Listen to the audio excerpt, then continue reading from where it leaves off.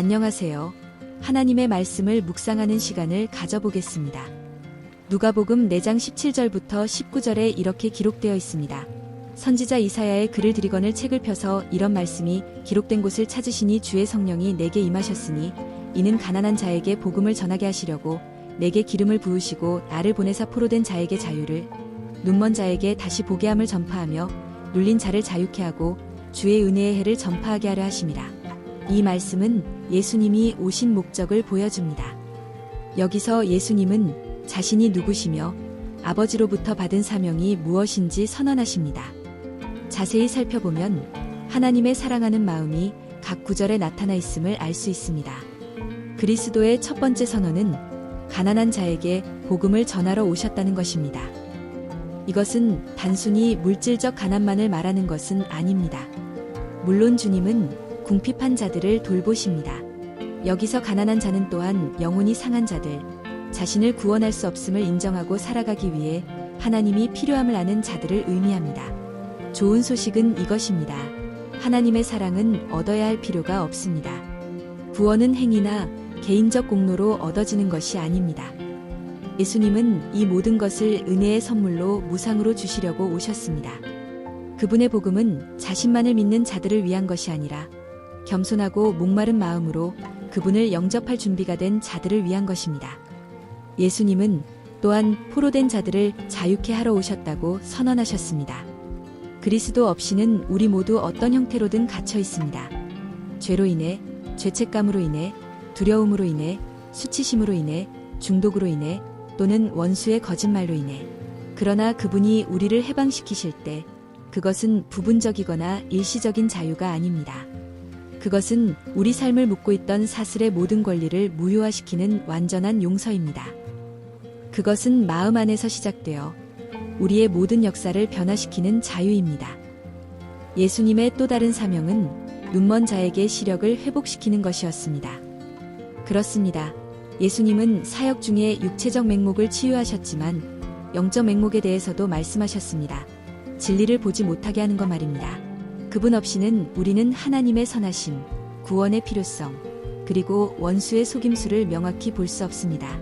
그러나 그리스도께서 눈을 뜨게 하실 때 우리는 절망이 있던 곳에서 희망을, 어둠이 지배하던 곳에서 빛을, 혼란만 있던 곳에서 목적을 보게 됩니다. 예수님은 또한 눌린 자들을 자유케 하러 오셨다고 선언하셨습니다.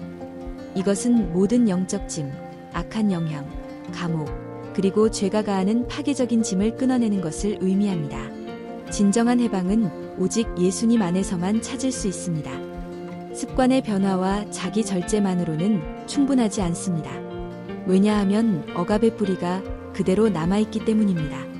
예수님이 우리 삶에 들어오시면 단순히 사슬을 끊으시는 것이 아니라 쇠사슬 자체를 파괴하셔서 다시는 우리를 묶을 수 없게 하십니다. 마지막으로 예수님은 하나님의 은혜의 때를 선포하러 오셨습니다. 이것은 우리가 살고 있는 은혜의 시대이며 구원으로 열린 문입니다. 이는 주님께서 그분께 나아오는 모든 사람에게 자비를 베푸시는 때입니다. 그러므로 우리는 그분의 부르심에 응답하기를 기다려서는 안 됩니다. 왜냐하면 매 순간이 그분께 돌아설 기회이기 때문입니다. 예수님이 우리 삶에 들어오실 때 자유뿐만 아니라 평안도 가져다 주십니다. 골로새서 3장 15절은 이렇게 말씀합니다. 그리스도의 평강이 너희 마음을 주장하게 하라. 너희는 평강을 위하여 한 몸으로 부르심을 받았나니 또한 너희는 감사하는 자가 되라. 이것은 평안이 하나님의 선물이지만 우리가 그 평안이 우리의 마음과 생각을 다스리도록 허용해야 한다는 의미입니다. 참된 평안은 인간관계 또는 인간적 성취에서 찾아지는 것이 아니라 그리스도께 완전히 항복하는 데서 찾아집니다. 십자가의 희생 때문에 구원은 우리의 노력의 결과가 아니라 믿음으로 받는 선물입니다. 그리고 우리가 예수님을 영접할 때 그분의 평안이 가장 큰 폭풍 중에도 우리의 마음과 생각을 지키게 됩니다. 하지만 더 있습니다. 예수님은 또한 그분의 사랑을 부어주십니다. 요한일서 4장 16절은 이렇게 선언합니다. 하나님은 사랑이시라. 사랑 안에 거하는 자는 하나님 안에 거하고 하나님도 그의 안에 거하시느니라. 그리스도를 십자가로 이끈 것은 사랑이었습니다. 정죄 대신 은혜를 주시는 것도 사랑입니다. 그리고 믿는 자들에게 영생을 보장하시는 것도 사랑입니다. 예수님과 관계를 맺고 사는 것은 이 완전한 사랑 안에 잠겨 사는 것입니다. 그러므로 깊이 생각해 보십시오. 예수님과 함께하면 당신은 어떤 인간적 이해를 뛰어넘는 평안, 아무도 빼앗을 수 없는 자유, 그리고 어떤 거절도 지울 수 없는 사랑을 갖게 됩니다. 그분 안에는 더 이상 억압이나 영적 노예가 아니라 충만하고 참된 생명이 있습니다. 그러나 우리는 예수님을 단지 응급 상황에서만 찾는 분으로 대해서는 안 됩니다.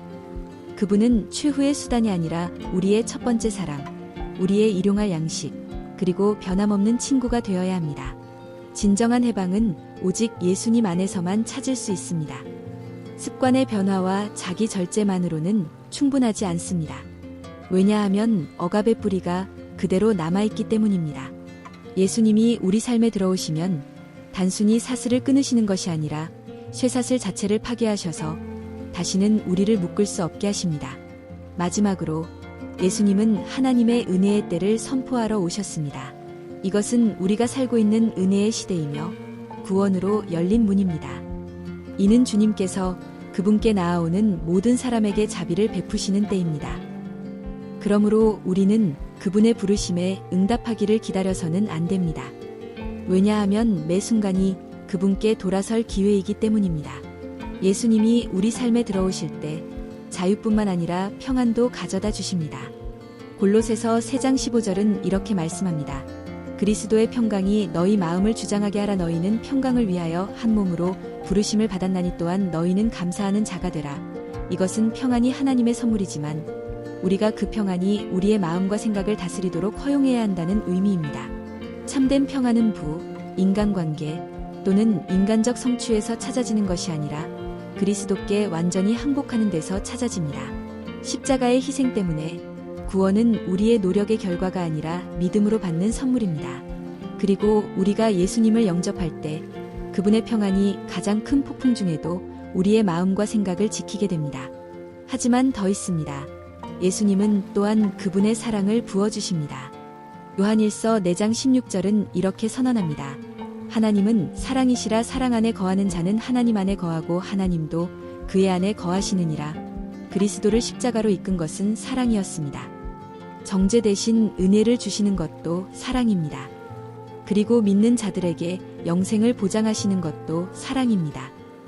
예수님과 관계를 맺고 사는 것은 이 완전한 사랑 안에 잠겨 사는 것입니다. 그러므로 깊이 생각해 보십시오. 예수님과 함께하면 당신은 어떤 인간적 이해를 뛰어넘는 평안, 아무도 빼앗을 수 없는 자유, 그리고 어떤 거절도 지울 수 없는 사랑을 갖게 됩니다. 그분 안에는 더 이상 억압이나 영적 노예가 아니라 충만하고 참된 생명이 있습니다. 그러나 우리는 예수님을 단지 응급 상황에서만 찾는 분으로 대해서는 안 됩니다. 그분은 최후의 수단이 아니라 우리의 첫 번째 사랑, 우리의 일용할 양식, 그리고 변함없는 친구가 되어야 합니다. 그분이 당신을 해방시키셨다면 이미 끊어진 사슬로 다시 돌아가지 않도록 그분 가까이 머물러 있으십시오. 인생에는 기쁨의 날과 눈물의 날, 밝은 햇빛과 어두운 폭풍의 날들이 있을 것입니다. 하지만 어떤 계절에도 당신은 예수님과 함께 걷는 것이 세상이 제공하는 그 어떤 것보다 무한히 더 좋다는 것을 보게 될 것입니다.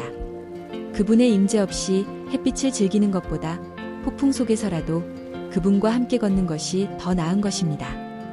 그리고 우리는 실제 영적 전쟁이 있는 세상에 살고 있기 때문에 하나님의 전신갑주로 무장해야 합니다. 에베소서 6장 13절은 우리에게 상기시킵니다. 그러므로 하나님의 전신갑주를 취하라. 이는 악한 날에 너희가 능히 대적하고 모든 일을 행한 후에 서기 위함이라. 악한 날은 분명히 올 것입니다. 그 순간에 당신의 믿음, 마음, 가족, 그리고 목적이 시험받을 것입니다. 당신 안에 있는 것이 드러날 것입니다. 믿음인가 두려움인가, 진리인가 의심인가, 하나님에 대한 신뢰인가 자신에 대한 의존인가. 이것이 누가복음 4장에서 선언된 예수님의 사명이 오늘날에도 여전히 필수적인 이유입니다. 그분 없이는 우리는 여전히 갇혀있고 눈멀고 억압당한 채로 남아있습니다. 하지만 그분과 함께라면 우리는 자유롭고 명확한 시야를 가지며 그분의 은혜 아래 걸어갑니다. 이 메시지가 당신의 마음에 닿았다면 좋아요를 누르시고 공유하시며 더 많은 믿음과 목적에 관한 콘텐츠를 받아보시려면 채널 구독을 해주세요. 하나님께서 축복하시길. 다음 영상에서 뵙겠습니다.